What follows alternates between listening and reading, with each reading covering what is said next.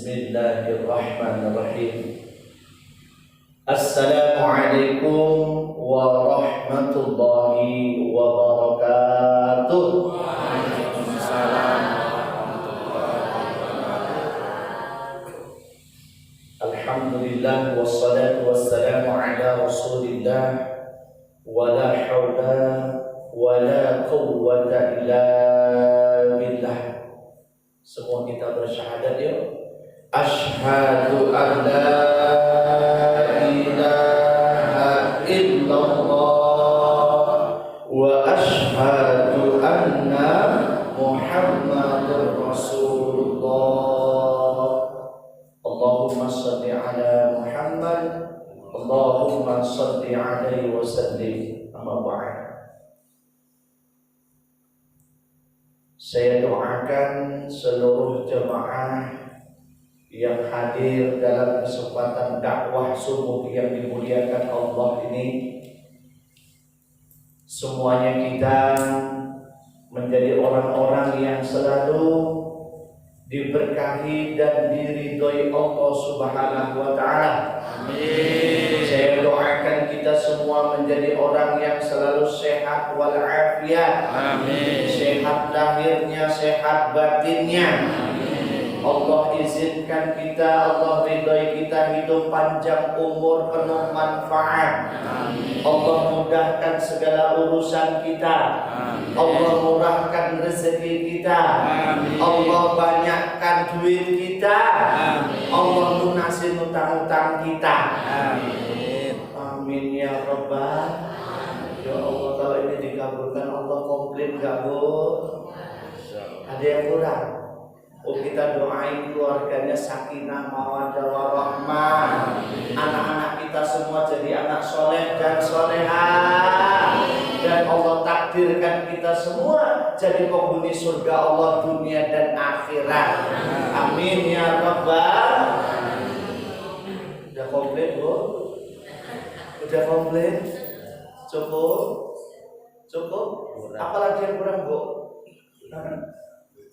Oh, mesti ada yang kurang katanya, suaminya setia. Kalau udah sakinah mawaddah warahmah udah lainnya kan masuk Bapak istri dua.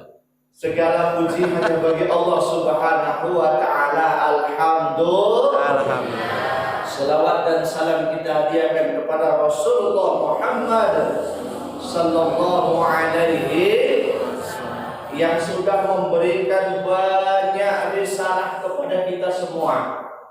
Minas zulumati ilan nur, merubah keadaan yang dulunya jahiliyah sekarang menjadi zaman yang penuh dengan peradaban. Tapi sekarang kayaknya mau balik lagi jahiliyahnya ini. Iya. Mall dibuka, tempat hiburan boleh, pesta udah mulai boleh, lah kok sekolah nggak boleh? Ini jawab. Oleh karena itu mari senantiasa kita berusaha sebaik-baiknya untuk bisa mengamalkan apa yang diajarkan oleh Rasulullah Sallallahu Alaihi Wasallam, agar kelak insya Allah kita menjadi orang yang dimuliakan Allah dan dibahagiakan Allah dunia sampai akhirat. Amin ya Rabbal. Yang saya hormati Bapak BKM Masjid Babu Salam Sukamaju, kemudian yang saya hormati seluruh pengurus BKM yang hadir dan seluruh ibu-ibu jamaah yang luar biasa walaupun keadaan hujan ya, tapi luar biasa semangat berjamaah kita nggak surut walaupun hujan dari tadi malam luar biasa derasnya, kita tetap menguatkan iman dan takwa kita kepada Allah. Mudah-mudahan hujan yang turun menjadi rahmat dan menjadi penyubur iman serta rezeki buat kita semua. Amin ya rabbal alamin. Bapak Ibu jemaah sekalian yang dimuliakan Allah, bicara masalah sunnah Rasulullah Sallallahu Alaihi Wasallam, banyak sekali kita tidak memahami. Padahal Orang mengira, bahkan arti atau yang sering kita baca di buku-buku fikih gitu ya, kalau sunnah itu kan dikerjakan berpahala, ditinggalkan tidak berdosa. Betul? Betul ya? Dikerjakan berpahala, ditinggalkan tidak berdosa. Tapi bagi orang-orang yang beriman, sunnah itu dikerjakan berpahala, kalau ditinggalkan rugi. Kenapa rugi? Ya masuk masjid, ya kan? Ada sholat sunnah tahiyatul masjid. Nggak sholat sunnah boleh Ustaz? Boleh, nggak masalah, ya kan? Tapi rugi, nggak dapat pahala tahiyatul masjid. Subhanallah, ya. Oleh karena itu luar biasa, hari ini saya akan sampaikan Bapak Ibu jemaah sekalian yang dimuliakan Allah, sehat dengan wudhu. Ya, perlu nggak? Perlu nggak? Ini luar biasa, ya, amalan yang sangat sederhana, tapi dapat menjamin kita masuk ke surganya Allah Subhanahu wa taala adalah wudhu. Ya. Banyak sekali kemuliaan-kemuliaan wudhu yang disampaikan oleh Rasulullah sallallahu alaihi wasallam kepada kita. Tidak hanya menjaga diri kita dari maksiat, tapi wudhu juga memiliki manfaat sehat yang luar biasa. Insyaallah Bapak Ibu, ya. Allah sudah ingatkan kita dalam Al-Quran surat Al-Maidah ayat 6. Ya Bismillahirrahmanirrahim. Ya ayyuhalladzina amanu idza qumtum ilas shalah faghsilu wujuhakum wa aydiyakum ilal marafiq wamsahu bi ru'usikum wa arjulakum ilal ka'bain. Luar biasa. Kalau kita pahami ayat ini Bapak Ibu jemaah yang dimuliakan Allah, wudhu itu cuma 4 yang dibasuh. Wujuhakum, basuh muka, wajah, wa aydiyakum ilal marafiq, ujung jari sampai ke siku-siku, kemudian ru'usakum, basuh kepala, dan yang terakhir arjulakum, kaki, basuh kaki. Cuma 4 yang wajib. Jadi Ustaz yang lain sunnah, gitu loh. Maka tadi saya katakan sunnah itu dikerjakan berpahala, kalau ditinggalkan rugi. Contoh mencuci tangan, ya kan? Walaupun ada wa'aidiyakum ilal marafiq, ujung jari sampai siku-siku kita basuh, kan udah kena mencuci tangan, gitu loh, ya kan? Tapi ada faedah yang luar biasa, manfaat kesehatan yang luar biasa saat kita mencuci tangan. Ini luar biasa. Maka oleh karena itu Bapak Ibu jemaah yang dimuliakan Allah, dalam kesempatan dakwah subuh yang dimuliakan Allah ini, saya tidak ingin memperdebatkan antara wajib dan sunnahnya membasuh wudhu, tapi saya ingin menyampaikan seluruh anggota wudhu itu semuanya penting, sangat penting dalam diri kita, dan tentunya sangat berpengaruh dalam kesehatan kita. Tadi kan yang wajib 4, ujung jari sampai ke siku, muka dulu ya, muka, ujung jari sampai ke siku, kemudian kepala dan kaki, gitu loh, ya kan? Oke, kita ambil contoh nih Bapak Ibu, dari 5 jari ini, ya kan? Ini kira-kira menurut Bapak Ibu mana yang gak penting? Ada enggak Pak? Kira-kira kalau dari 5 jari ini diputus 1 masih hidup enggak? Hidup, ya kan?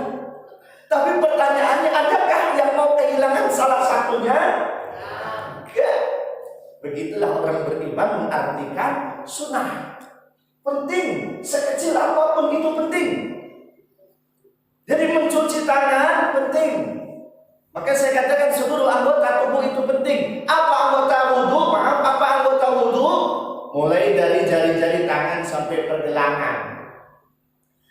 kemudian mulut, hidung, ya, kemudian seluruh wajah, kemudian ujung jari sampai ke siku, ini anggota wudhu, kemudian kepala, kemudian telinga, baru terakhir kaki.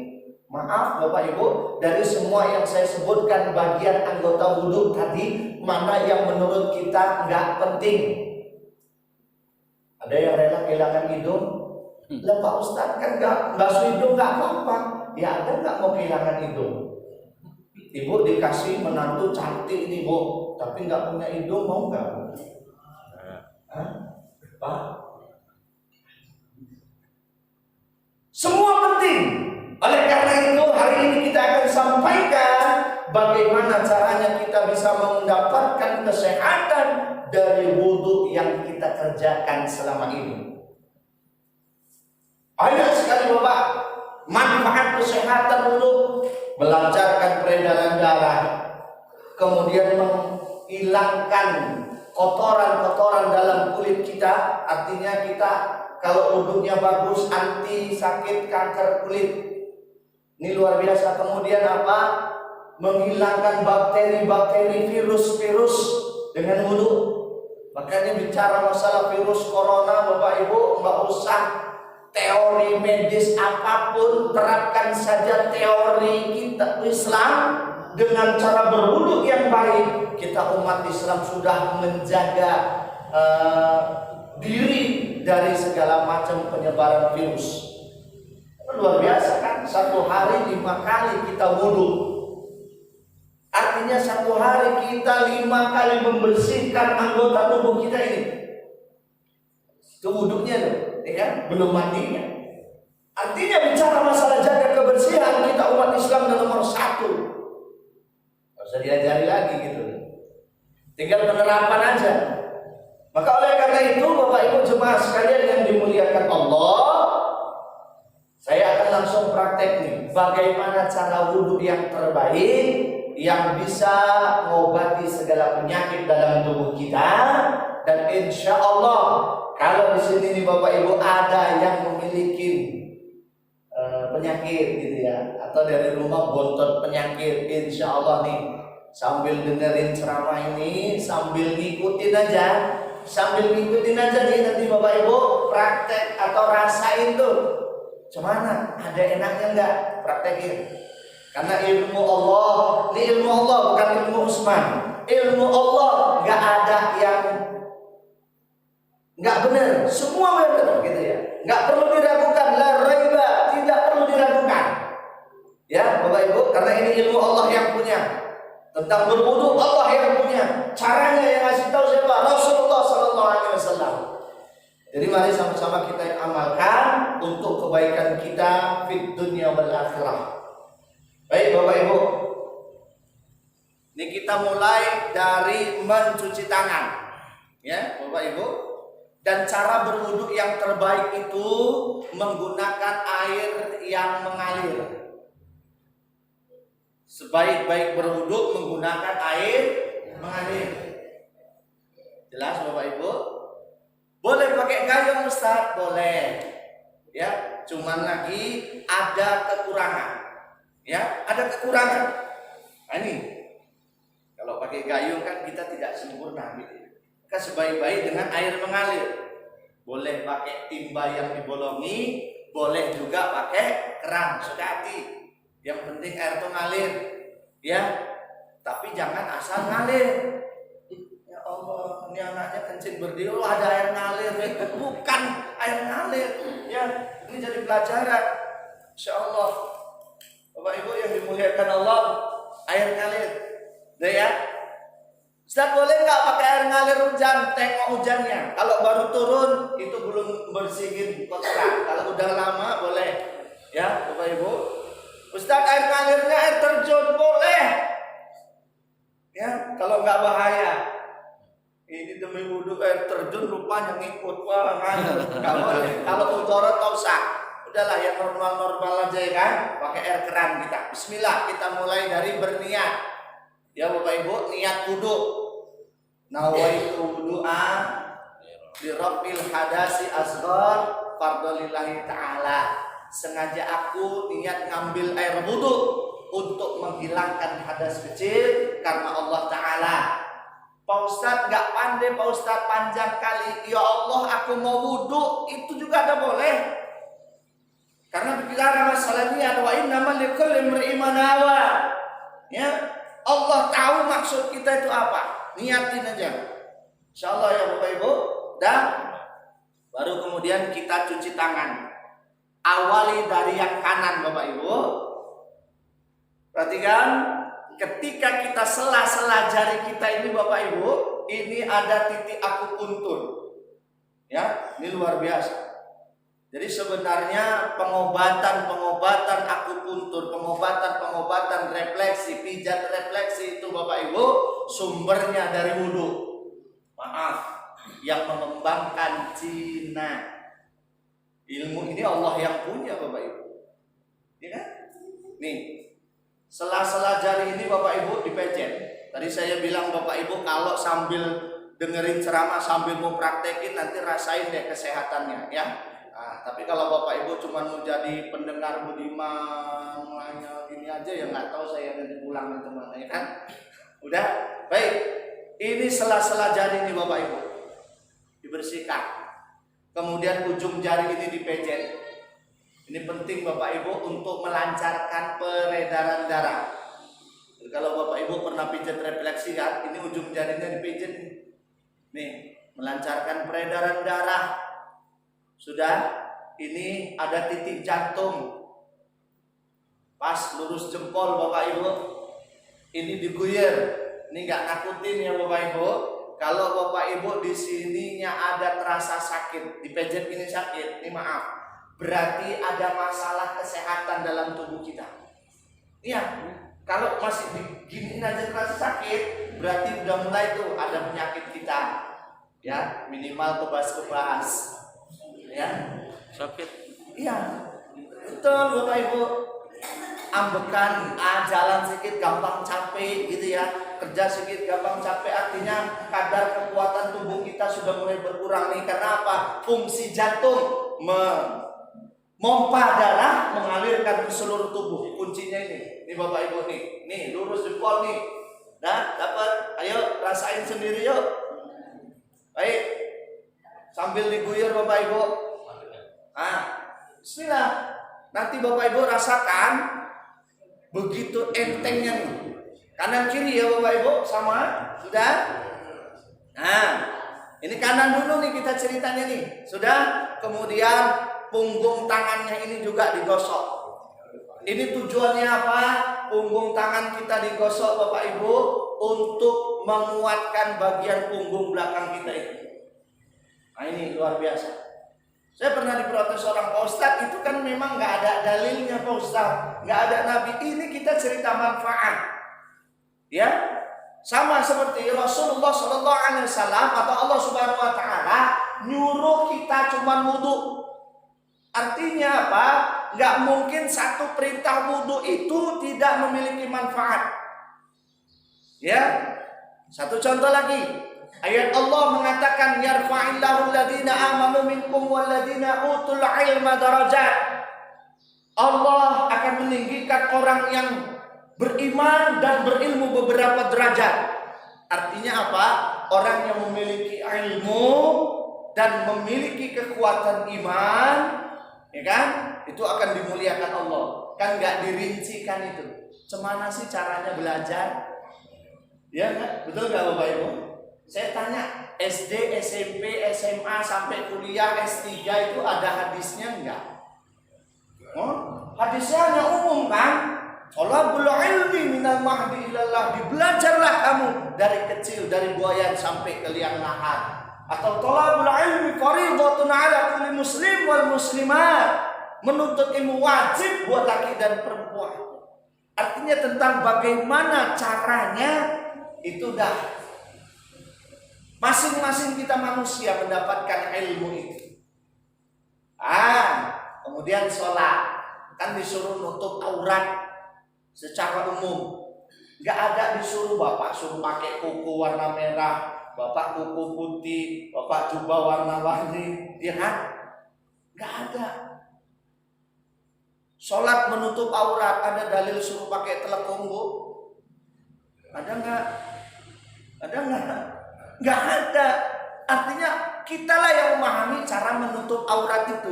Artinya apa? Ini contoh, ya kan? Bahwasanya ketika memang berwudu itu kita teliti loh. Kenapa sih Allah nyuruh kita mencuci tangan? Apa rupanya? Oh, luar biasa, banyak sekali manfaat kesehatan di tangan. Saya ambil contoh Bapak Ibu. Ya. Ini tangan sangat penting enggak dalam kehidupan kita? Penting ya Bapak Ibu. Ini saya ambil contoh satu saja. Ini kalau tangan kebas. Bu, sampai kadang digeblok-geblok. Betul enggak? Lupa. Ada yang sampai kadang ditarik gini ya. Betul ya? Penting loh. Kenapa? Karena memang di sini banyak syarat-syarat kesehatan. Luar biasa. Maka Islam mengatur itu. Nggak ada satupun ilmu Islam yang tidak memiliki manfaat yang luar biasa. Maka oleh karena itu Bapak Ibu jemaah yang dimuliakan Allah, praktekkan. Ya, saya ulang sekali lagi. Ini kita kenakan Bapak Ibu, gosok sela-sela jari, ya, sambil membersihkan kotoran ini sambil melancarkan peredaran darah. Kemudian ujung jari dipencet Bapak Ibu, ya. Kemudian pelurusan jempol ini ada titik jantung, puntur diguyer. Kemudian punggung tangan ini juga digosok Bapak Ibu untuk melancarkan peredaran darah di bagian punggung belakang kita. Kanan kiri sama. Ya Bapak Ibu. Tapi sunnahnya kanan dulu. Jelas? Jelas Bapak Ibu? Jelas. Ini pertanyaannya satu. Udah pernah buat wudhu kayak gitu enggak? Belum. Bu? Ada yang model saya tengok wudhu baca mantra. Udah enggak? Iya. Yang saya sering lagi tengok ada wudhu buat ndok gabus, Bu. Bu tahu enggak buat ndok gabus? Iya tuh. Yang parah lagi ada wudhu munyel-munyel. Tahu enggak munyel-munyel? Pakai gayung macam buat bakso. Bicara sah-sah, tapi kan kita mau cerita manfaat. Ya Bapak Ibu. Maka saya ambil contoh, ini contoh sederhana Bapak Ibu. Ketika kita makan, pakai nasi aja kenyang enggak? Kenyang enggak? Kenyang, betul ya Pak? Masuk nasi satu piring, Bu, kenyang enggak? Mantap enggak kira-kira? Enggak, ya itulah Islam ini ilmunya. Ngerti Bapak Ibu ya? Ngerti maksudnya ya? Kita makan aja mau komplit, udah ada nasinya. Oh Allah, pagi-pagi cerita nasi nih. Bapak Ibu, ada nasinya cukup? Belum. Harus ada sayur. Sayurnya itu pun juga ditengok enak apa enggak, betul enggak? Enggak asal sayur. Udah gitu kalau bisa ada sambelnya, kalau bisa ada lauknya, ya Pak ya? Betul enggak? Harus dong. Keinginan komplit kita saat makan, imbangi juga komplit kita saat beribadah. Cocok? Gitu dong ya. Ini luar biasa nih Pak. Maka seperti itu, jangan kita anggap sepele. Jangan kita anggap sepele sunnah. Ya, jelas Bapak Ibu. Itu yang pertama. Kemudian saat berkumur-kumur, ya, ini sambil tadi meraktekin ya Bapak Ibu. Tadi kalau betul-betul ngikutin, insya Allah nih udah mulai enak. Nih sekarang Bapak Ibu aja kalau umpama ada yang gangguan jantung Bapak Ibu buyur aja nih, ya, nih atau sambil duduk bisa. Atau sambil duduk berzikir buyur aja insya Allah nih Bapak Ibu. Ini titik jantung kita luar biasa. Aku yakin kita Bapak Ibu dengan ibadah hidup lebih barokah, termasuk sehat. Gak masalah Bapak Ibu. Yakin kita seyakin-yakinnya yang maha memberi kesehatan hanya Allah. Maka ikutin cara Allah. Yakin tidak ada penyakit yang tidak bisa disembuhkan Allah, dan tidak ada masalah yang tidak bisa ditolong Allah. Jelas Bapak Ibu? Baik. Nah, ini kita sekalian cerita manfaat ya Bapak Ibu ya. Kenapa sih tangan harus betul-betul dibersihin gitu? Ya Bapak Ibu, karena memang tangan ini yang paling banyak peran dalam melakukan aktivitas. Kalau ini udah betul-betul dibersihin Bapak Ibu, dia nggak akan ngambil yang bukan haknya. Dia nggak akan tanda tangan proyek-proyek yang fiktif. Dia tidak akan tanda tangan yang bisa dikorupsi. Akhirnya apa? Gara-gara tangan yang tidak menerapkan praktek wudu dalam kesehariannya, inilah yang bikin bobrok Indonesia. Jelas Bapak Ibu? Sepele. Kalau ini udah diwuduin, bersihin, jangan kotori, jangan ambil uang rakyat, jangan ambil yang bukan hakmu. Jelas? Merinding gak Bapak Ibu? Apalagi kalau ini kita hubungkan dengan Al-Quran, surat Yasin ayat 65. Al-yawma nakhtimu ala afwahihim wa tukallimuna aydihim wa tashhadu arjuluhum bima kanu yaksibun. Allah lebih merinding lagi ya Allah. Rupanya nanti tangan ini jadi saksi apa yang sudah kita buat Bapak Ibu ya Allah. Sepililah di dunia ini, sok paten lah makan uang rakyat sampai triliunan ya Allah. Sedih kita ya Bapak Ibu. Cemana negara kita ini mau sukses. Maka sering saya ingatkan Bapak Ibu, mau sukses dunia akhirat, negara mau baldatun thayyibatun wa rabbun ghafur, terapkan saja ilmu wudu, selesai. Ini kalau udah diwuduin, yang hak-hak, yang batil-batil, jauhin. Ya, betul Bapak Ibu? Karena kita hanya sekedar tahu tapi nggak praktek. Ya, bukan nggak hebat-hebat tuh yang jadi anggota DPR, bukan nggak hebat-hebat tuh yang jadi menteri. Ya, itu tadi. Makanya Allah gandeng tadi, yarfa'illahu alladziina amanu. Ya. Allah akan tinggikan derajat orang-orang yang beriman dulu, baru berilmu. Amanu baru ilmu. Ini dia. Jadi iman harus lebih kuat daripada ilmu. Jelas? Kalau cuma ilmunya kuat, nggak ada imannya, ya ini tadi. Ilmu wudu dia tahu, tapi mengimani wudu untuk betul-betul diterapkan dalam keseharian nggak ada. Maka kayak gitu, na'udzubillah. Apalagi pakai istilah haji mumpung, na'udzubillah, gawat di tangan Bapak Ibu.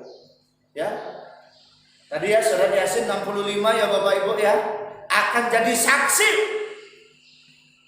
Sehebat apapun kita sembunyi dari hukum dunia, kita tidak akan pernah bisa sembunyi dari hukum Allah Subhanahu. Mau kemana kita lari?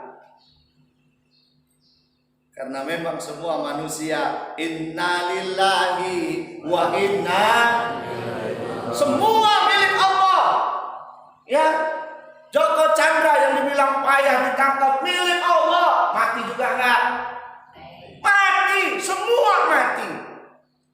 Semua baliknya ke Allah, ditanya, tanganmu itu ngapain aja, kata Allah. Tangan ngomong, ya Allah, aku memang pernah diwuduinnya. Tangan ngomong, tapi saat aku diwuduin, dia juga ngambil orang yang bukan haknya. Dia korupsi, dia maling uang rakyatku. Ngomong, ngaku tangan. Jadi saksi di tubuh kita Bapak Ibu. Ya, maka kalau kita mengkaji hukum Islam itu atau salah satu amalan-amalan Islam, kita kaji hikmahnya sekalian. Kenapa sih harus mencuci tangan? Di samping kita harus tahu, harus dapat ilmu sehatnya, kita juga harus tahu hikmahnya. Ya, ini loh hikmahnya saat kita mencuci tangan, agar tangan kita bisa ngerim. Jangan ambil yang bukan haknya. Jangan gampang kali nempelin orang ya Bu. Ini kalau udah diwuduin dengan baik, Bu. Kalau anak salah, dielus. Bukan dicubit. Tapi kalau ini wudunya nggak baik, Bapak Ibu, ya Allah salah sedikit, betul Ibu bilang kan? Tapi kalau ini udah diwudu, ya Allah anakku sayang, gitu nih. Betul nggak? Luar biasa kajinya, ya. Maka ini luar biasa ya Bapak Ibu. Rapin ya. Selanjutnya berkumur-kumur, ya. Berkumur-kumur, ini air kita tampung Bapak Ibu, ini kita hirup. Kalau bahasa Jermannya diseruput. Bu tahu Jermannya? Jejere legiman. Ya. Ini ditaruh di tangan diseruput. Apa tujuannya? Manfaat kesehatannya untuk paru-paru. Saat kita hirup air, ini teori biologinya, itu air yang kita hirup banyak mengandung oksigen. Ya Bapak Ibu, ketika kita hirup, kita kumur-kumur, kemudian kita keluarkan. Yang kita keluarkan adalah karbon dioksida, racun. Makanya tarik nafas, dihirup, beberapa detik saja keluarkan, maka akan mengeluarkan racun. Jadi toksin. Berkumur-kumur itu mendetoksifikasi, mengeluarkan racun dalam paru-paru kita Bapak Ibu. Gak percaya Bapak Ibu tes siapa yang punya sakit asma, bengek, sesak napas, praktekin tuh wudu. Saat kumur-kumur, tampung air yang bersih, hirup, buangnya ke kiri. 3 kali sunnahnya. Subhanallah. 3 kali dibersihin Bapak Ibu. Ini luar biasa. Ya.